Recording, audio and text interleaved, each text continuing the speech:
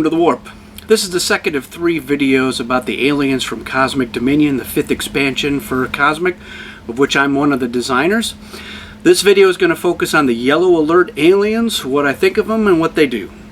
Let's start with Alchemist. This is an alien that basically gets to upgrade the cards in its hand. Once per encounter, you send one of your ships to the warp, and then you discard a card from your hand, and you can take a card of the same type from any discard pile. So if you get rid of an artifact, you can draw a different artifact from one of the discard piles. If you discard a regular negotiate, you can get a special negotiate from the reward deck discard pile. Now if you discard an attack card, the card that you take from a discard pile has to be within 4 digits of its value. So if you discard an 8, you can pick up a 12.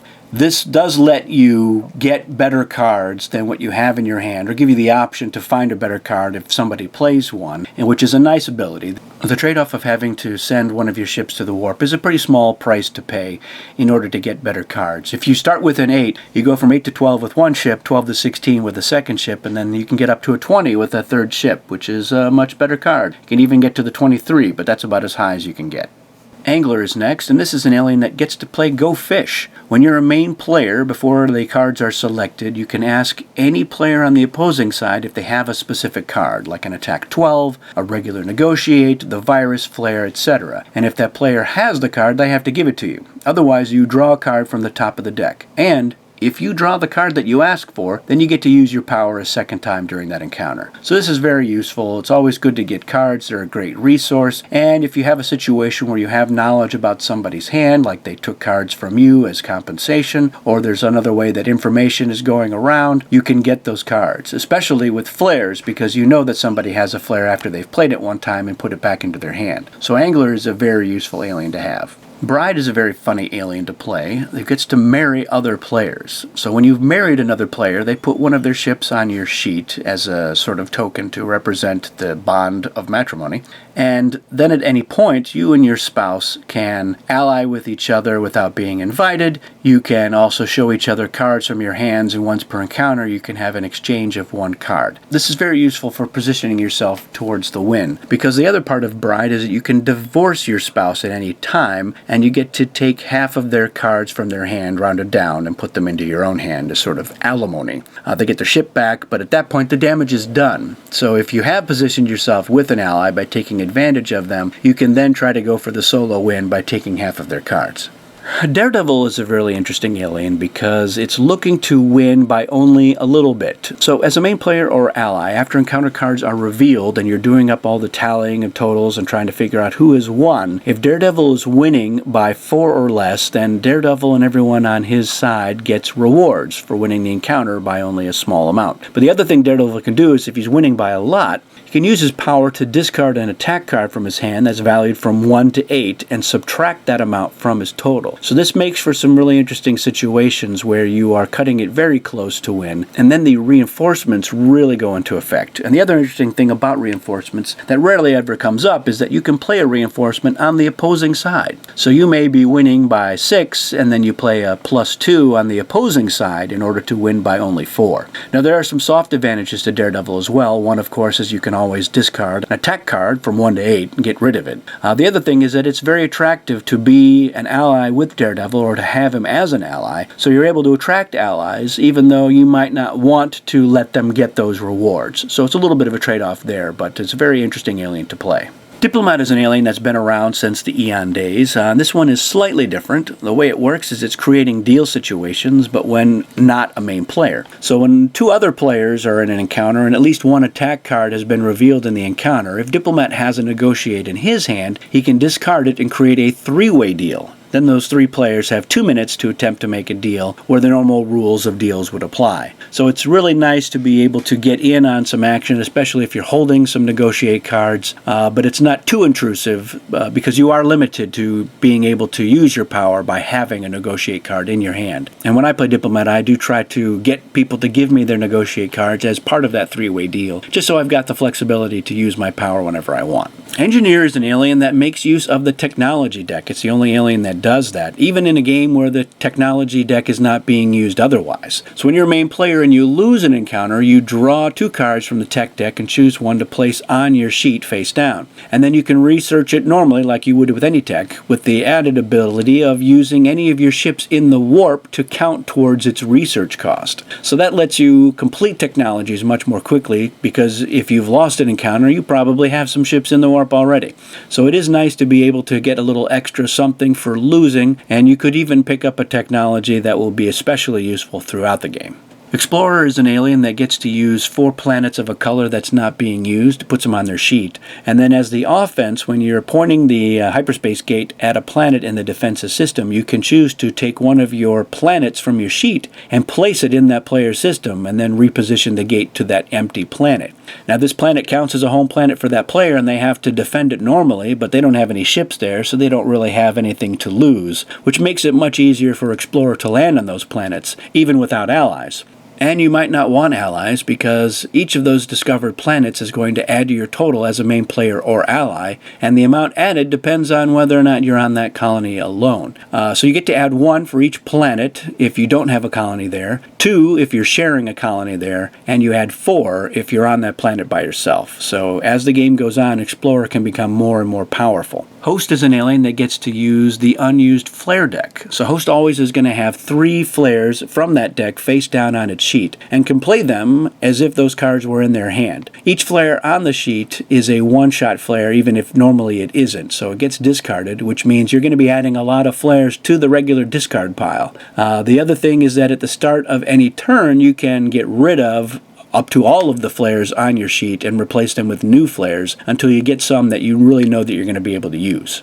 Love is an interesting companion alien to the Hate alien in the base set. The way Hate works is at the start of Hate's turn, he discards a card from hand, and all the other players have to discard the same type of card, an attack, a negotiate, etc. Otherwise, Hate gets to choose 3 of their ships from any of their colonies and send them to the warp. So very brutal. Love has a very similar use of mechanics, but with different outcomes. So at the start of Love's turn, he discards a card from hand, and other players may choose to discard any card from their hand. If they choose and discard the same type that Love discarded, then that player gets to free all of their ships from the warp. If a player does not discard the same type of card that Love discarded, then Love gets to free all of his ships from the warp and put them on a colony in that player's system. Now, if all of the players do discard the same type of card that Love discarded, then Love actually gets to pick up all of those discarded cards, including the one that Love discarded, and add them to his hand. So it's win-win all the way around, especially if Love can start that turn with some of his ships in the warp.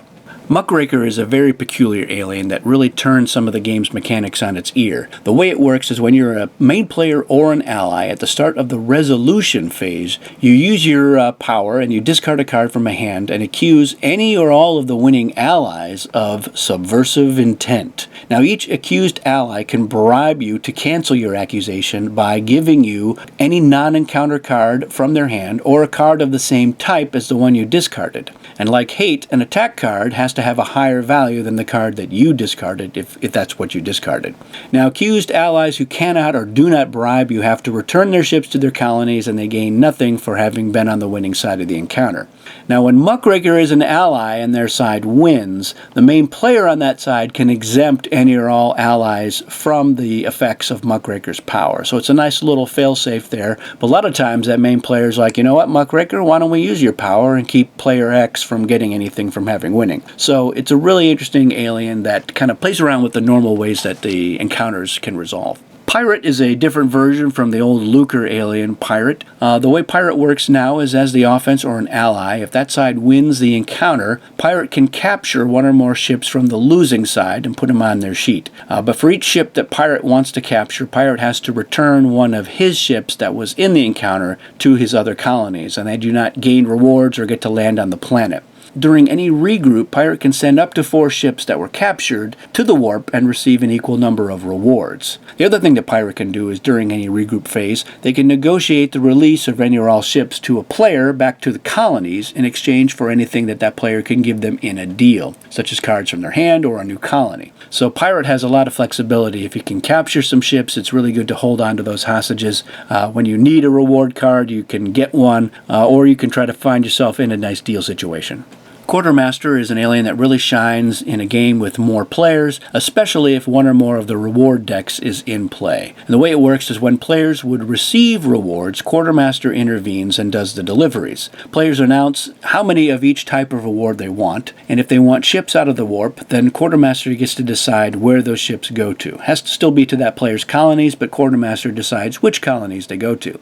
And when you're drawing cards from either the normal deck or the reward deck, Quartermaster draws all the cards for all the players who are receiving rewards, gets to look at them, and then decides who gets what. So you may have asked for 3 cards from the reward deck and 1 from the cosmic deck, which Quartermaster will draw, but he might end up delivering you all cosmic deck cards and no reward deck cards, depending on what the other players have drawn for their rewards. Now, if Quartermaster is due rewards, he receives his afterwards. But if he's not getting rewards, he draws 1 extra reward in the mix of the other things. If he wants ships, he just gets a ship out of the warp. But if he wants cards, he draws from one of the decks that other players drew from, and then he gets to basically take the best card out of all the rewards and then delivers the rest normally.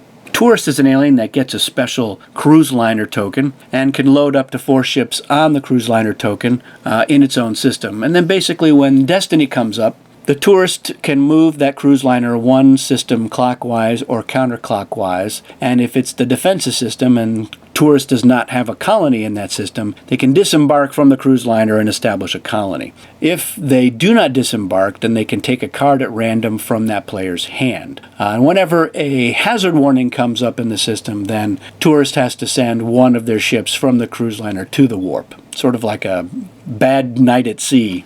Usurper is an alien that is a little reminiscent of the old Delegator alien, which still hasn't been published, but behaves quite a bit differently. As a main player, Usurper and his opponent both play encounter cards normally, but then all allies have to also play an encounter card, drawing a new hand if necessary.